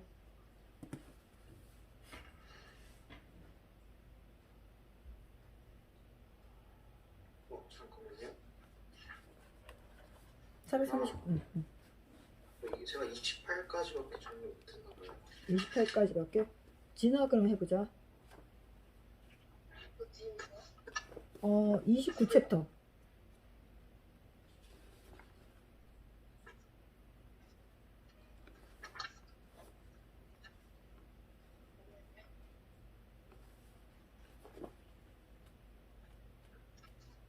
저도 29 안 됐어? 그래? 그럼 지금 다은이만 계속 해야 되나? 그럼 다은이 29챕터 읽어보자. 도르테아가 공주가 되고 이발사 카르데니오는 변장을 함께한다. 돈키호테는 공주의 부탁을 들어주기 위해 길을 떠나고 친구는 갤리선 모험담을 언급한다. 근데 신부하고 이발사가 너무 놀래지 산토 판사가 너무 순진하게 자기가 정말로 섬의 영주가 될 수 있고 신분 상승을 할 수 있을 거라는 아주 확신을 가지고 있기 때문에 굉장히 놀라지. 자, 그 다음에 30챕터. 몹시의 가혹한 고통을 겪은 와중에 사랑에 빠진 우리의 기사를 구해내는 과정과 재미있는 기교에 대하여. 도르테아는 신부의 도움으로 이야기를 완벽하게 꾸며내고 자신을 도와주며 왕국을 주겠다고 한다.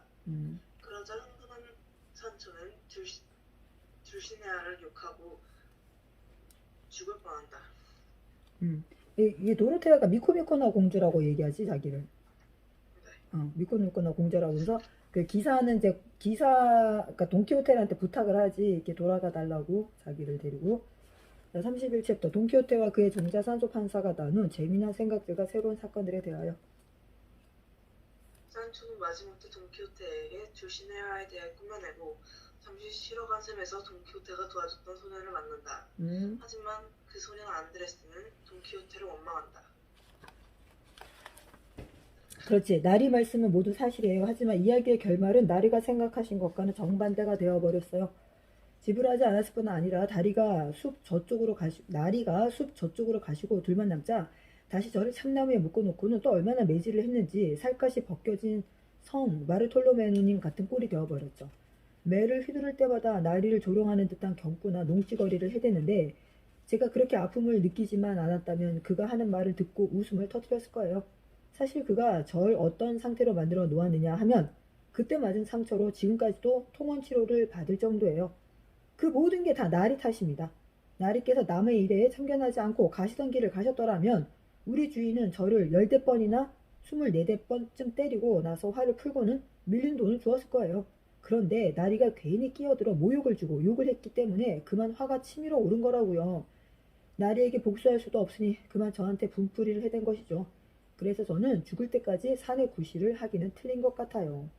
요거 기억나? 이게 막 그 주인한테 묶여서 맞던 소년을 이 돈키호테가 돌아가는 길에 구해주잖아.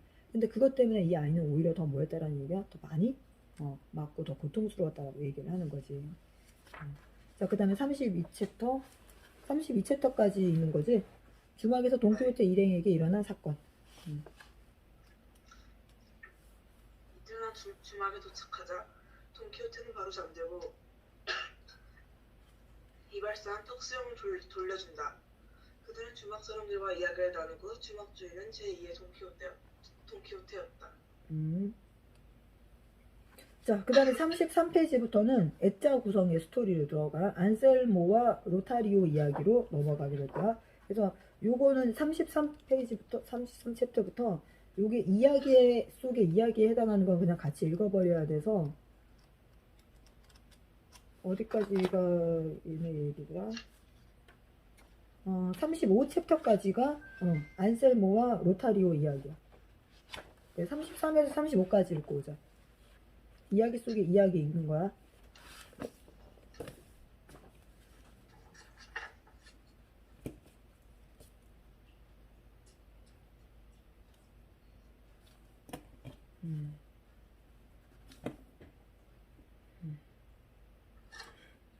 다은이가 조선을 지금 열심히 하고 있고 민준이는 어디까지 갔어?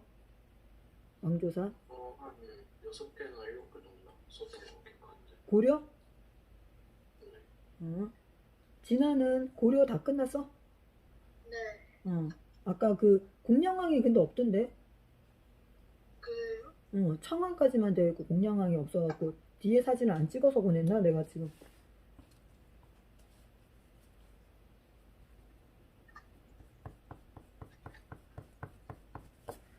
그럼 어쨌든 이제 조선 들어가는 거지. 네. 고려 책을 진아야 고려 1, 2, 3 책을 그 현우 오빠한테 좀 맡겨서 선생님한테 좀 전달 좀 해줘. 오빠 그 화요일에 수업해요? 어, 화요일 날 저기 스터디 카페 가서 수업하거든. 아, 그 오빠한테 책 줄게. 오케이. 그렇게 부탁할게. 자, 그럼 3개 사보자. 지금 14권에, 어? 그저 신라 상고 세멘트 받은 게 어떻게 해요? 일단 가지고 있어요.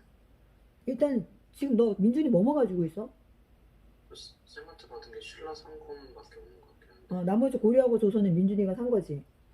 네, 다 샀어요. 그거 신라는 선생님이랑 대면 수업할 때 한꺼번에 갖다 줘. 오케이. 잘 기억하고 있다 갖다 줘야 돼. 선생님이 하나씩 기억 못해도. 자, 14권 보자. 4에서 5교시 하면 되지. 읽을게요. 대서양 문장 정신에 따라 식민지 독립이 시작됐고 1957년 가나를 시작으로 1960년 아프리카 독립을 해내는 무려 17개국이 독립하였다. 이후 아프리카 통일기구가 만들어지고 미국과 소련이 식민지 독립을 강하게 지원했다. 이후 유럽인 이주자가 많은 식민지에서는 폭력 사태가 터졌고 독립 시기도 늦었다. 대표적인 나라가 프랑스가 다스린 알제리였고 프랑스는 제2차 세계대전 이후 프랑스 연합을 만든다. 1954년 알제리 민족해방 전선이 프랑스와 독립전쟁을 시작했고 8년이나 계속되어 프랑스 내외에서 전쟁 반대의 목소리가 커지자 정부가 바뀌며 1962년 알제리는 독립한다. 영국은 수에즈 운하로 인해 이집트를 포기하지 않았고 제1차 중동 전쟁에서 패배하자 참다 못한 젊은 장교들이 1962년 쿠데타를 일으켜 왕을 몰아내고 새로운 정부를 세워 소련, 미국의 압박에 힘입어 수에즈 운하를 되찾고 독립한다. 태평양 전쟁이 시작된 이후 일본군이 3년 반 동안 인도네시아를 점령하였고 인도네시아는 일본에 협력해 네덜란드를 몰아내려 했다. 1945년 8월 15일 일본이 항복하자 이틀 뒤 인도네시아가 독립한다. 네덜란드는 이를 알고 4년 넘게 독립전쟁을 벌이고 미국의 경고로 1949년 네덜란드는 인도네시아의 독립을 인정한다. 프랑스의 식민지였다 일본이 점령한 베트남은 전쟁 후 중국, 영국군이 둘로 나누어 점령했다. 이후 프랑스가 베트남을 넘겨받고 호치민은 1945년 9월 하노이에서 베트남 민주공화국을 세우고 독립을 선언한다. 이후 남베트남의 사이공에 프랑스의 꼭두각시 정부가 세워지고 1946년 북베트남을 공격한다. 미국은 사회주의 국가인 베트남 민주공화국에 대항하여 프랑스를 지지했지만 프랑스는 1954년 디엔비엠프 전투에서의 참패 이후 단념한다. 결국 1955년 남베트남, 캄보디아, 라오스는 독립한다. 독립을 이룬 일부 국가들은 남겨진 시설이 있었지만 도움이 되지 않았고 국민 교육 수준이 높지 않아 독재자가 권력을 마구잡이로 휘둘렀다. 또한 유럽 사람들이 편의대로 국경을 그어 국민의식이 없었고 인도는 종교 갈등으로 인해 갈라진다. 그 이유는 1946년 5월 인도회의를 구성했는데 인도 무슬림 연맹은 파키스탄을 만들어 독립하려 했기 때문이다. 그렇지. 1946년 8월 16일 콜카타에서 무슬림 연맹이 총파업을 벌이고 결국 1947년 8월 14일 파키스탄 독립한다. 반디는 아예 국민회의를 해체해야 한다고 생각했고 1948년 1월 힌두교도의 총에 목숨을 잃고 만다. 두 나라는 이후 세 차례에 걸쳐 큰 전쟁을 벌인다. 영국은 제1차 세계대전의 약속을 지키기 위해 팔레스타인의 땅을 사 유대인을 끌어들였다. 하지만 아랍인이 내쫓기고 1932년부터 1936년까지는 매년 폭동이 일어난다. 영국은 문제가 복잡해지자 국제연합의 문제를 떠넘기고 투표로 정한 결과 1948년 5월 이스라엘이 탄생한다. 그렇지. 이스라엘은 건국 하루 만에 5나라의 침략을 받고 이후 세 차례나 더 중동 전쟁이 일어난다. 1964년 팔레스타인 해방기구가 만들어지고 이스라엘을 향한 테러도 잦아든다. 미국의 유대인 탄압을 피해 이주해온 유대인 중 성공한 사업가, 과학자 등이 많아 미국은 이스라엘 건국을 지원했고 서아시아에는 반미 감정이 뿌리내린다. 그렇지. 지금 트럼프의 어떤 뭐랄까 사위라고 표현해야 되나? 그분도 이스라엘 총리하고 또 관련이 있는 분들이지, 이스라엘하고. 그래서 미국과 이스라엘은 정말 뭐 뗄래야 뗄 수 없는 친한 나라지. 자, 꼼꼼하게 정리해서 이제 2차 세계대전 이후에 유럽, 아프리카, 아시아에서 서아시아 이런 나라에서 어떻게 이제 각 나라들이 독립했는지를 정확하게 잘 정리했어. 자, 간디 이야기 나오고. 자, 그 다음에 5교시 해보자, 민준이. 그 숙제할 때 어, 이거 14번을 잃어버려가지고 어, 이거는 4교시에 처음 부분을 했고 응. 일단 19교시는 했어요. 그래? 그럼 진아가 14권에 5교시를 해야 되겠네? 세계가 둘로 갈려서 냉전을 벌이다. 이거 좀 냉전 시대야, 5교시가.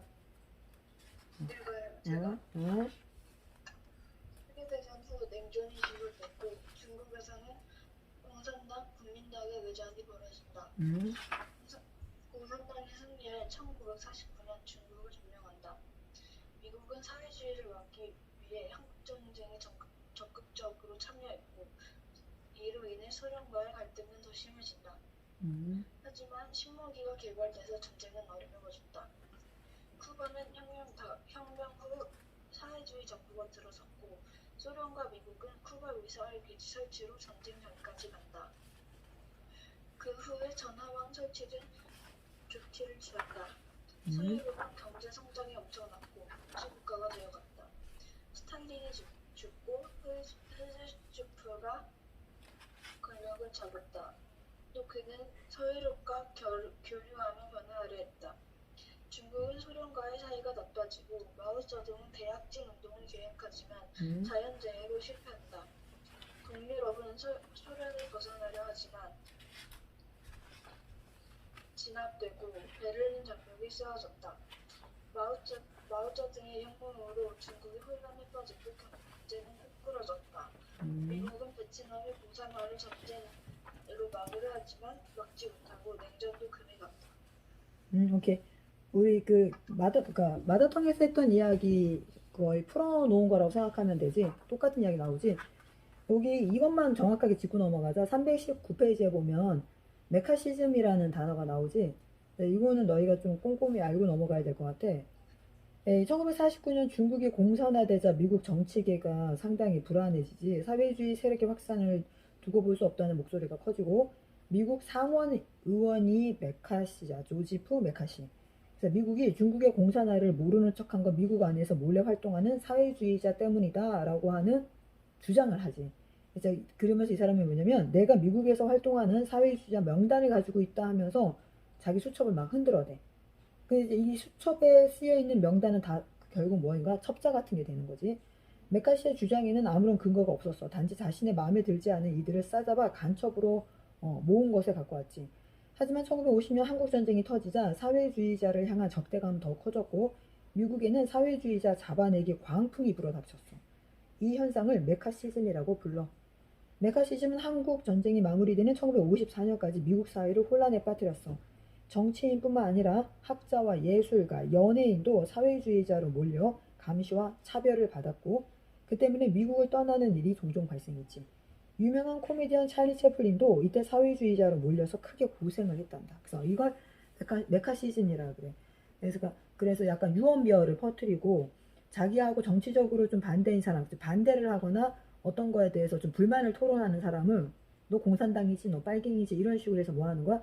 그 사람의 정당한 주장을 들어볼 생각은 하지 않고 공산주의자라든지 사회주의자라는 걸로 몰아붙여서 뭐 하는 거야? 반대 세력을 제거하는 현상을 메카시즘이라고 해요.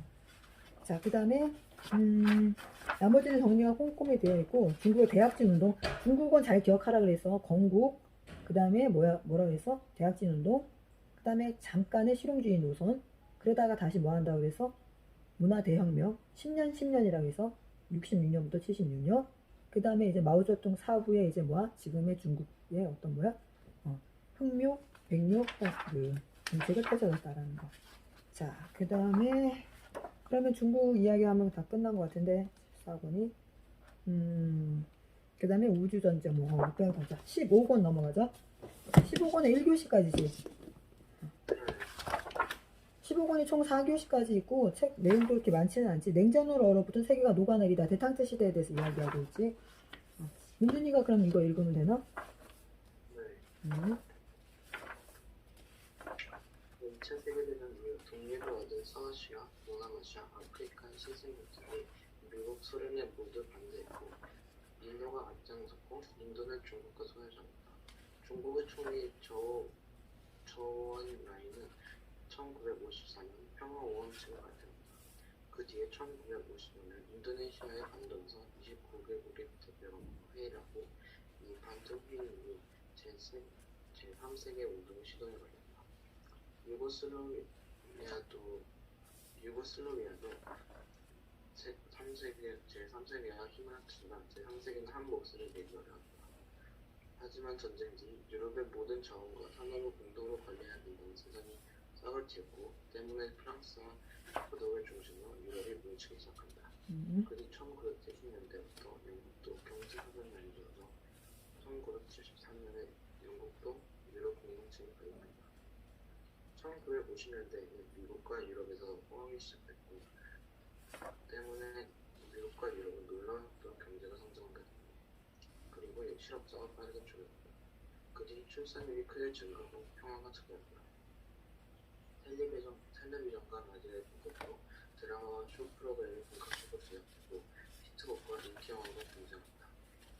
이런 문화의 여파로 1950년대 아이들은 평화 번영을 추구했고 때문에 1960년대 이들이 반전운동을 전개한다. 그리고 이런 운동들이 1968년에 가장 활발해지고 6.8 운동이라고도 합니다. 이들은 핵무기 개발에 반대하고 시민의 권리를 보장하라는 시위였다. 그 결과로 프랑스와 캐나다에서는 정부가 바뀌었고 서독에서는 과거 총선이 이루어졌다. 이 운동은 1969년부터 세계의 분위기가 급속도로 바뀌기 시작합니다. 1960년대 말에는 이미 미국과 소련의 무기가 없고 1969년에 닉슨 대통령이 부임합니다. 미국은 소련과의 경쟁을 그만두고 소련과 중국의 사상 문제를 전쟁을 벌이자 미국이 중국의 관계를 개선하기 위해 중국 편을 든다. 1971년 중국은 베이징으로 미국 탁구 선수들을 초청해 탁구 대회를 열었다. 이를 핑퐁 외교라고 하고 이 사건을 뒤로 미국은 중국과의 무역을 다시 할 수 있게 되었다. 그리고 소련과는 군추 협상을 1969년부터 진행했고 두 나라는 무기 생산을 멈추게 되었다. 1906년이었죠. 1969년인데 유럽에서도 서독의 빌리 브란트의 동방 정책으로 동유럽 나라들과 교류와 화해를 물어뜯었다. 그 뒤 빌리 브란트는 동유럽 국가들에게 나치 독일을 제재 사과한다. 이런 노력들은 대탕트 시기가 없다. 하지만 10년 뒤에 중동 전쟁에서 이스라엘이 미국의 도움으로 승리하자 이집트 및 다른 아랍 국가들은 석유에 거르고 올렸고 결국 석유 파동이 일어났다. 이런 자원 민족주의는 한 번 더 일어나고 이런 석유 파동으로 냉전을 지속할 수 없게 됐다. 이는 다시 한 번 더 흔들린다. 오케이 꼼꼼하게 했네. 자, 대탕트가 1, 2년 만에 된 건 아니라 분명히 얘기했지. 60년대, 70년대, 80년대 그리고 이제 90년, 91년, 92년에 다 어떻게 되는가? 소련이 해체되고 독일이 흡수 통일을 하고 동유럽 국가들이 다 뭐 하는 거야? 독립을 하면서 새로운 이제 어떤 사회주의를 벗어난 국가들로 탄생을 하고 그러면서 이제 90년대부터 본격적으로 뭐가 시작되는 거야? 세계화, 다국적, 다경쟁, 다문화 이해가? 넘어가는 거지.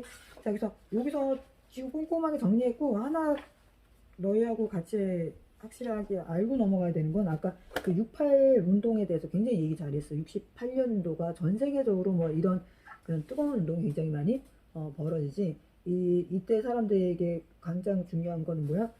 평화. 그지? 평화가 굉장히 중요했고 지금 오늘날의 세대한테 가장 중요한 건 공정성. 그지? 실력보다도 뭐가 중요해? 공정성. 그러니까 예를 들면 어떤 친구가 의대를 들어갔다. 그러면 실력이 있다라는 얘기잖아. 그런데 그거 별로 인정받지 못하지. 왜? 그 실력이라는 게 본인도 노력을 했겠지만 결국은 뭐야? 부모가 정보력과 그치? 돈으로 학원 보내서 어떤 기회를 줬다라는 얘기잖아. 네, 그런 어떤 부모의 재력과 정보와 그런 것만 있었으면 웬만한 아이들이 다 그 정도의 실력은 낼 수 있었으니까 의대 들어갔다고 큰 소리 칠 수는 없는 게 요즘 세상이지. 요즘은 어떻게 의대를 들어갔느냐를 더 따지는 거지. 그래서 정치가라든지 어떤 사회의 어떤 고위층의 자녀들이 어떻게 학교를 들어갔느냐, 어떻게 군대 생활을 했느냐, 왜 관심을 갖는 거야? 개인적인 관심이 아니지. 공정했냐를 보는 거지. 네? 그래서 사회적 이슈가 그렇게 한 시대마다 변한다는 걸 생각해보고. 자, 그럼 다음 주에 이제 세계사가 다 끝나는 거야. 이게 끝까지 다 읽고 오면 돼. 2교시부터 4교시까지 3개 읽는 거 맞지? 신자유주의, 그 다음에 아시아의 신흥국가, 마지막이 뭐야? 세계화 시대 빛과 그림자, 이제 남아있는 문제들 같은 거에 대해서 얘기하고 있지. 여기는 이제 다행히 코로나 이야기는 안 들어가 있는데, 이제 개정판이 나오면 코로나 이야기가 들어가겠지. 그러면 세계사 마무리 짓는 걸로 하자. 새로 준비해야 되는 책들이라든지, 이제 너희가 지금 시간상 어쩔 수 없이 중학과정으로 바로 넘어갈 거야. 그지? 중학과정으로 넘어가기 전에 어머니들하고 상담을 해야 되는데, 이번 주에 사실은 상담을 했어야 되는데, 시간을 못 맞춰서 다음 주에 상담을 할 거야. 그래서 상담을 해서 중학과정을 계속 진행할지 안 할지, 그 다음에 어떻게 하는지 모르겠지만, 일단은 선생님이 교재를 준비하는 방향으로 생각을 하고 준비하도록 할게. 오케이? 오늘 수고 많았고, 선생님이 숙제 찍어서 보내주고 필요한 교재는 다 할게. 그리고 그 다은이 아까 선생님이 얘기했던 왕조사 가능하면 앞에서부터 좀 이렇게 찍어서 다은이가 카톡으로 보내지. 네. 카톡으로 보낼 때 한 번에 쫙 한 20개 정도 이렇게 선택해서 보내면 한 번에 들어가 버리거든. 그렇게 해서 좀 보내줘. 그리고 지난 선생님한테 다 보내줬지. 민준이 정리해서 보내주고. 그래. 알았어. 다음 주에 보자. 아프지 말고. 민준이 오늘 시험 보느라고 수고했어. 다음 주에 보자.